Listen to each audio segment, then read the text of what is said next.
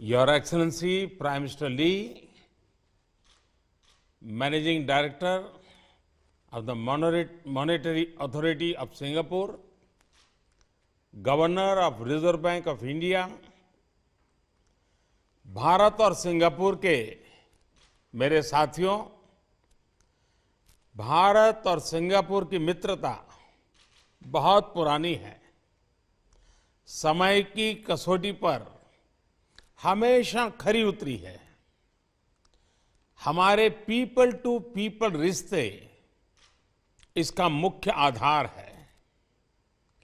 UPI पे now link का launch आज दोनों देशों के नागरिकों के लिए एक ऐसा उपहार है जिसका वे उत्सुकता से इंतजार कर रहे थे।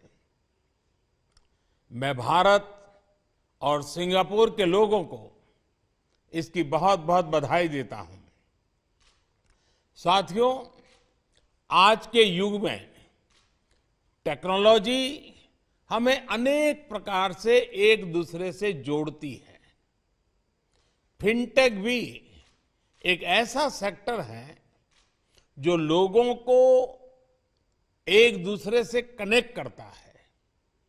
सामान्य तौर पर इसका दायरा एक देश की सीमाओं के भीतर ही सीमित होता है, लेकिन आज के लॉन्च ने क्रॉस बॉर्डर फिनटेक कनेक्टिविटी उसके एक नए अध्याय का शुभारंभ किया है।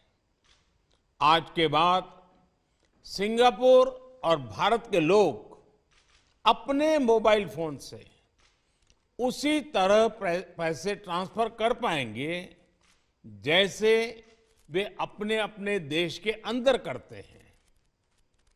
इससे दोनों देशों के लोगों को अपने मोबाइल से तत्काल कम खर्च में फंड ट्रांसफर करने में मदद मिलेगी।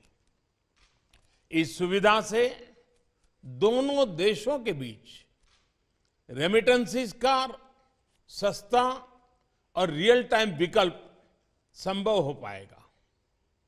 इसका हमारे प्रवासी भाई बहनों, प्रोफेशनल्स, स्टूडेंट्स और उनके परिवारों को विशेष रूप से लाभ होगा। फ्रेंड्स, बीते वर्षों में भारत ने इनोवेशन और मॉडर्नाइजेशन के लिए उचित वातावरण बनाने को सर्वोच्च प्राथमिकता दी है। हमारे डिजिटल इंडिया प्रोग्राम से देश ईज ऑफ लिविंग में भी बढ़ी है और ईज ऑफ डूइंग बिजनेस भी बढ़ा है। इससे डिजिटल कनेक्टिविटी के साथ फाइनेंशियल इंक्लूजन को भी अभूतपूर्व गति मिली है। डिजिटल इंडिया अभियान ने गवर्नेंस और पब्लिक सर्विस डिलीवरी में अभूतपूर्व रिफॉर्म्स को भी संभव बनाया है। ये भारत के डिजिटल इंफ्रास्ट्रक्चर की ही ताकत है कि कोविड पैंडेमिक के दौरान हम करोड़ों लोगों के बैंक खातों में सीधे पैसे ट्रांसफर कर पाए।